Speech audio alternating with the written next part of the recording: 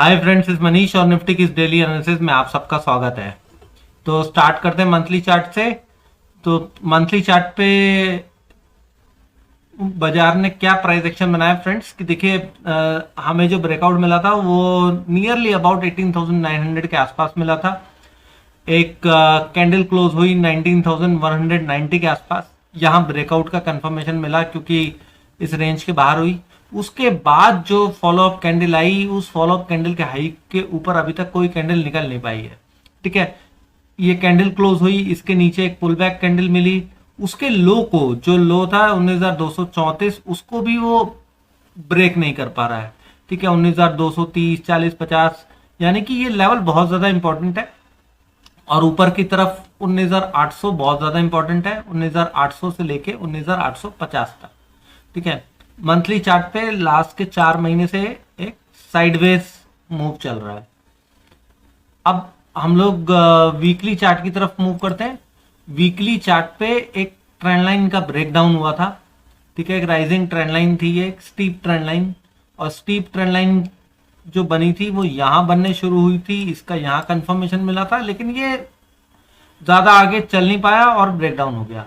अब ये ब्रेकडाउन में एक इंपॉर्टेंट पॉइंट ये है कि ये इसके रेंज के अंदर आ गया है। रेंज के अंदर आने की वजह से ये सिग्नल मिल रहा है कि ये जो ब्रेकआउट हुआ था वो ब्रेकआउट फेल हो गया।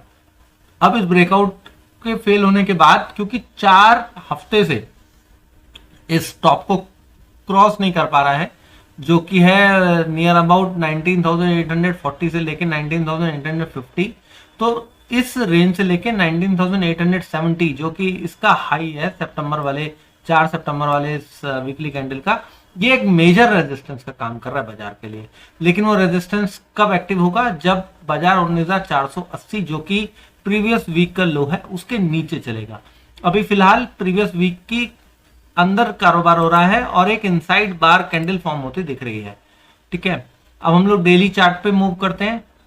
और हम यहां से भी एक टेक लेके चलते हैं कि वीकली चार्ट के ऊपर भी एक 4 हफ्ते से कंसोलिडेशन ही चल रहा है, जैसे कि हमें मंथली पे दिख रहा है।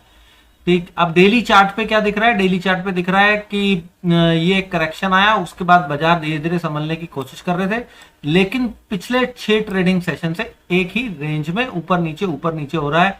रेंज के हाई पर कल गया था और आज रेंज के ऑलमोस्ट लो पे आके क्लोजिंग भी दे दी है ना। अब ये क्लोजिंग क्या बता रही है कि ये 19,670-75 के नीचे जो है बाजार वीक हो जाएगा, और क्लोजिंग भी जो हुई है 19,671 के आसपास हुई है, यानी कि थोड़ी सी वीकनेस बाजार ने क्लोजिंग बेसिस दिखाई है। अगर बाजार स्ट्रांग होता तो 19,700 के ऊपर क्लोज होता, फिर हम कल की ओपनिंग का वेट करते कि अगर उसके नीचे होता तो फिर सेलिंग आती, लेकिन ये क्लोजिंग ही वीक करी है। ठीक, अब देखते हैं कि इसमें फॉलोअप सेलिंग आएगी कि नहीं आएगी।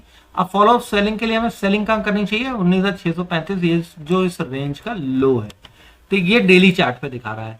अब हम लोग ओवरली चार्ट की तरफ मूव करते हैं। ओवरली चार्ट पे भी यही दिखा रहा है कि एक ट्रेंड लाइन थी, इसे ब्रेक किया और ये 19,630-35 के आसपास का एक हॉरिजॉन्टल सपोर्ट है, वो ब्रेक होता है तो फर्दर सेलिंग आएगी बाजार के अंदर।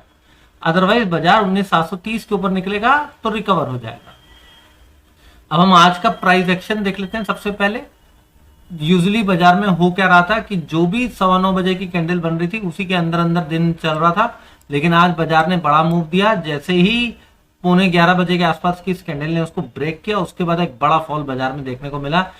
और हो सकता है कि बहुत लोगों ने इस कैंडल के बाद ये सोच लिया हो, इस तरीके की मेंटालिटी बन गई हो कि अब तो जी कोई भी मूव नहीं आना है। लेकिन हम लोगों ने कल भी बोला था कि अभी जो भी होगा एक बड़ा मूव आने की उम्मीद है, और एक्सपेक्टेशन था ऊपर की तरफ मूव आने का, लेकिन नीचे की साइड की तैयारी क्यों करी थी? इसलिए तैयारी करी थी क्योंकि नीचे की साइड भी मूव आना बिल्कुल पॉसिबल होता है, बाजार कहीं भी जा सकता है। इसलिए हम लोग हमेशा ऊपर और नीचे दोनों साइड की तैयारी करके चलते हैं। ठीक, अब कल के लिए देखते हैं कि कल के लिए क्या ट्रेड प्लान बनाना है।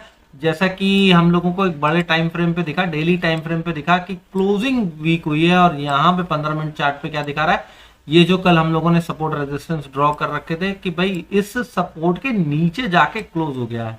ये जो सपोर्ट था करीब करीब जो बन रहा था वो 19,670 के आसपास तक का बन रहा था, वहीं कहीं जाके एक लास्ट ट्रेडिंग प्राइस बनाया बाजार ने और वहीं कहीं ट्रेड करता रहा। अब छोटा सा एक गैप डाउन और बाजार काफी ज्यादा वीक हो जाएगा, है ना। अब देखिए पहले सिनेरियो ये है कि गैप डाउन, ठीक, गैप डाउन में हमें कैसे ट्रेड करना है, जो कि सबसे ज्यादा पॉसिबल लग रहा है। तो हमारे लिए सपोर्ट क्या बनता है 670 के नीचे, वो बनता है 635। तो बाजार अगर फ्लैट खुल के नीचे आए या फिर गैप डाउन दे तो हमें प्राइस एक्शन देखना पड़ेगा 635 पे, क्योंकि ये रेंज का लो है, ठीक। जैसे ही इसको ब्रेक करेगा तो हमारा क्या टारगेट बनेगा, पहला टारगेट बनेगा ये गैप के आसपास का सपोर्ट जोन है फ्रेंड्स, 565 से लेके 580 तक का, ठीक है।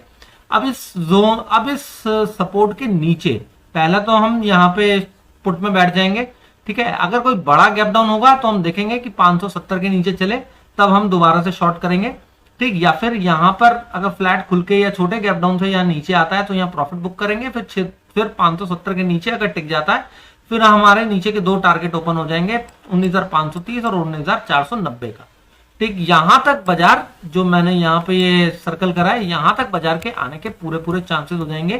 क्यों? क्योंकि यहां पे एक तो राइजिंग ट्रेंड लाइन है फ्रेंड्स, राइजिंग ट्रेंड लाइन के अलावा सेकंड है ये एक हॉरिजॉन्टल सपोर्ट है, लेने को ये 530 पे भी सपोर्ट ले सकता है, जो कि एक राइजिंग ट्रेंड लाइन है, पुरानी पहले से चली हुई आ रही है। लेकिन क्योंकि जब मोमेंटम में प्राइस आता है तो कई बार उसे ब्रेक कर देता है, इसलिए हम लोगों ने दोनों टारगेट रखे, टारगेट 2 एंड टारगेट 3, ठीक है। टारगेट 1 पे आप पार्शियल प्रॉफिट बुकिंग कर लीजिएगा, बाकी को एट कॉस्ट स्टॉप लॉस लगा के छोड़ दीजिएगा फॉर 19,490। तो आई होप कि आपको एनालिसिस समझ में आई होगी। एनालिसिस अच्छी लगी हो तो चैनल को सब्सक्राइब करके बेल नोटिफिकेशन जरूर ऑन कर दीजिए, जिससे आने वाली वीडियोस की नोटिफिकेशन मिलती रहे। वीडियो पसंद आई हो तो वीडियो को लाइक कीजिए और कमेंट जरूर कीजिए, जिससे कि मुझे मोटिवेशन मिलता है, जिससे मैं आपके लिए इस तरीके के इंफॉर्मेटिव वीडियोस लाता रहूं। Thank you friends.